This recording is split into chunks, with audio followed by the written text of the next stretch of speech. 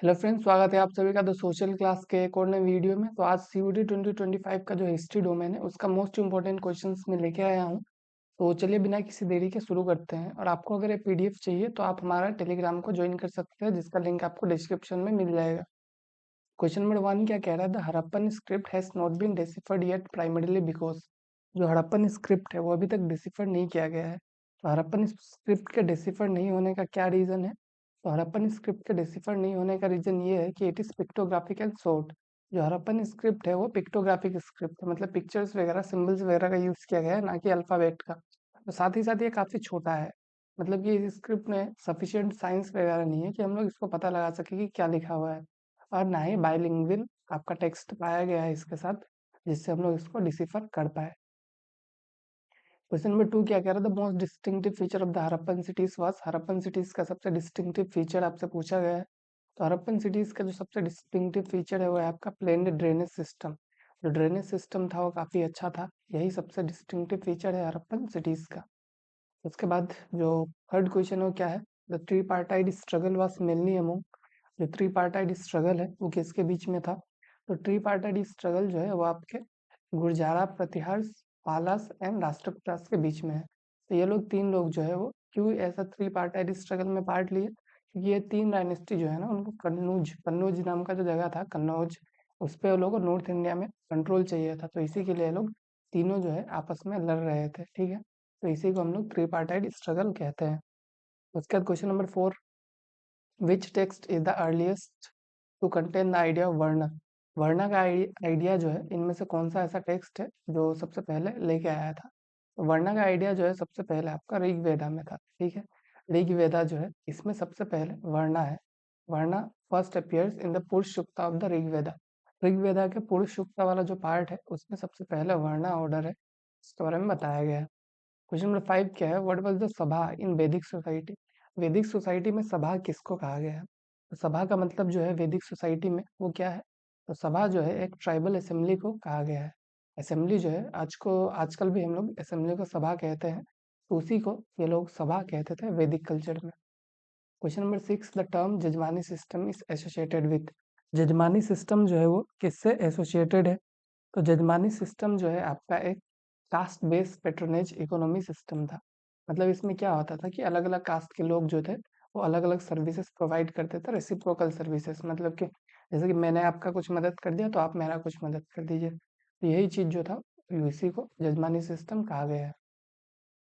Who compose the प्रशस्ति। प्रशस्ति को कौन कंपोज करता था? ये काफी इंपॉर्टेंट क्वेश्चन है। तो प्रशस्ति को जो है उसको पोइट्स अंडर रॉयल पेट्रोनेज, मतलब ऐसे पोइट्स जो कि रॉयल पेट्रोनेज में थे, मतलब पोइट्स जिनको रॉयल पेट्रोनेज मिला हुआ था, रॉयल पोइट्स वगैरह, वो लोग ही जो है प्रशस्ति को कंपोज करते थे।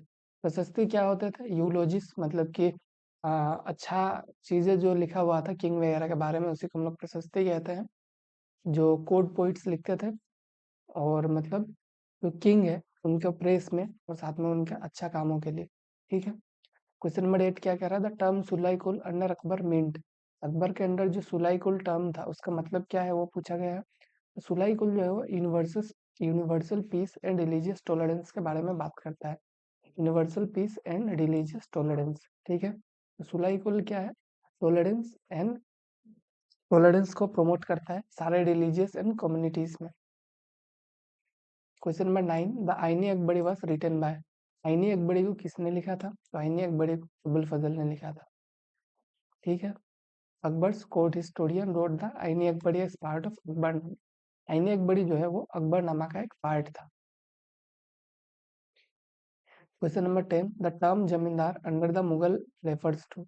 जो जमींदार टर्म है मुगल के अंडर, उसको किसको रेफर करता है? तो जमींदार टर्म जो है आपका, वो आपके जो इंटरमीडिएटरीज है जो कि रेवेन्यू कलेक्ट करते थे उसको रेफर करता है, ठीक है। Zamindar were powerful local elite who help in revenue collection.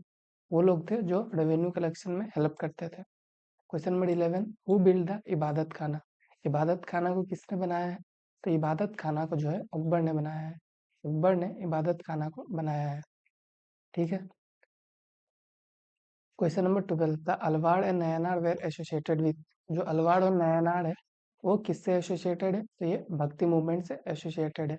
Alvar जो है वो शिव की भक्त अलवार जो है विष्णु की भक्ति करते थे, नयनार जो है वो शिव की भक्ति करते थे। ठीक है। Question number 13, which Mughal emperor is known for compiling the largest number of manuscript? इनमें से कौन सा ऐसा मुगल एम्पायर है जिसने सबसे ज़्यादा मैन्युस्क्रिप्ट को कंपाइल किया है? तो सबसे ज़्यादा मैन्युस्क्रिप्ट को अकबर ने कंपाइल किया है, तो इसलिए अकबर जो है इसका करेक्ट आंसर हो जाएगा। Question number 14, what was the primary source of revenue during the Mughal period? Mughal period में जो मेजर रेवेन्यू सोर्स था, प्राइमरी सोर्स वो क्या था? वो था आपका लैंड रेवेन्यू। क्यों? क्योंकि जो मेजर पॉपुलेशन था मुगल टाइम पीरियड में, वो आपका एग्रीकल्चर पे डिपेंडेंट था। एग्रीकल्चर इनकम उनका मेन इनकम था, तो इसीलिए इसका आंसर क्या हो जाएगा? आपका लैंड रेवेन्यू हो जाएगा। Question number 15, Mahatma Gandhi first major public appearance in India was at? India में महात्मा गांधी का सबसे पहला मेजर पब्लिक अपीयरेंस क्या होगा? बुक में आपको इसका आंसर बीएचयू लिखा हुआ है, तो वही होता अगर यहाँ पे मतलब वो ऑप्शन यहाँ पे होता, तो पर वो ऑप्शन नहीं है, तो इसका आंसर क्या हो जाएगा? चंपारण। चंपारण में सबसे पहले इंडिया में गांधी जी ने सत्याग्रह लॉन्च किया था 1917 में, तो इसमें सबसे पहला उसने फर्स्ट मास प्रोटेस्ट किया इंडिया में। ठीक है। Question number 16, assertion reason type question है। Revolt of 1857 was a significant turning point in Indian history. Indian history में जो 1857 का रिवोल्ट है वो एक सिग्निफिकेंट टर्निंग पॉइंट था।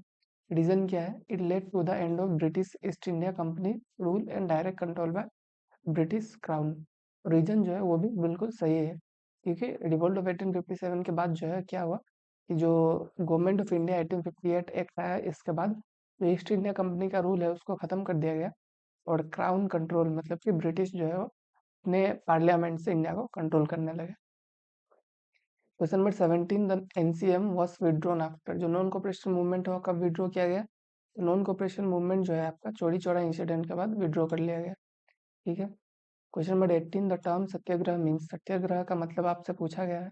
तो सत्याग्रह जो है वो ट्रुथ एंड फेमनेस के बारे में बात करता है। सत्य मतलब ट्रुथ, ये आपको पता ही होगा, तो इसका आंसर हो जाएगा option number D.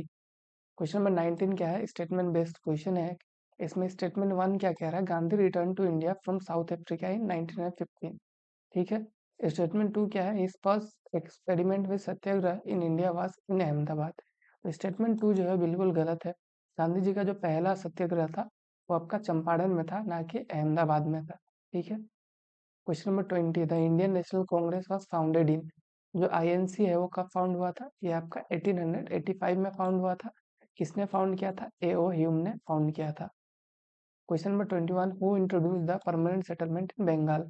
Permanent settlement जो बंगाल में था उसको किसने इंट्रोड्यूस किया? तो उसको लॉर्ड कॉर्नवालिस ने 1793 में इंट्रोड्यूस किया। क्वेश्चन नंबर 23 क्या कह रहा है? What was the major impact of vernacular press act of 1878? जो वर्नाकुलर प्रेस एक्ट था 1878 में, उसका इम्पैक्ट क्या था? वर्नाकुलर प्रेस एक्ट में क्या हुआ था कि जो आपका रीजनल लैंग्वेजेस था इंडिया में, उसको मतलब सेंसरशिप उस पे लगाया गया था प्रेस पे, कि वो लोग ब्रिटिश के खिलाफ कुछ भी पब्लिश नहीं कर सकते। तो इसका इम्पैक्ट क्या पड़ा कि जो इंडियन लैंग्वेज प्रेस है उसका फ्रीडम को छीन लिया गया। ठीक है। Question number 24, statement based question है। यहाँ पे स्टेटमेंट 1 क्या कह रहा है? तो Jallianwala Bagh massacre happened during the Rowlatt Satyagraha. जो जलियांवाला बाग मैसेकर है वो रोलर सत्याग्रह के टाइम पे हुआ है। ठीक है। और स्टेटमेंट 2 क्या कह रहा है? General Dyer open fire on a peaceful crowd without warning, मतलब जनरल डायर ने बिना वार्निंग के फायर कर दिया। दोनों स्टेटमेंट जो है वो करेक्ट है, तो इसका आंसर क्या हो जाएगा? Both statement are true. Question number 25, आज का last question, was the author of Discovery of India? Discovery of India जो बुक है उसके ऑथर कौन थे? तो उसके ऑथर आपके जवाहरलाल नेहरू थे। ठीक है। तो इसी के साथ आज का हम लोग का वीडियो खत्म होता है। Thank you all.